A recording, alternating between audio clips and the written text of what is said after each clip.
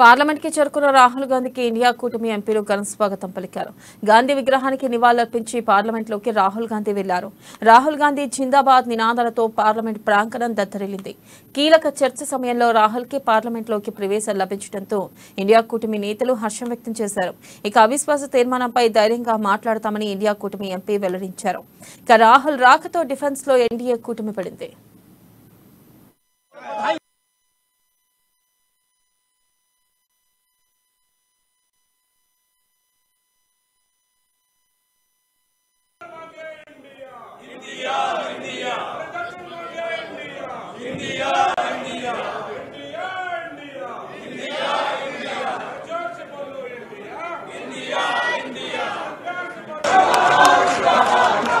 Congress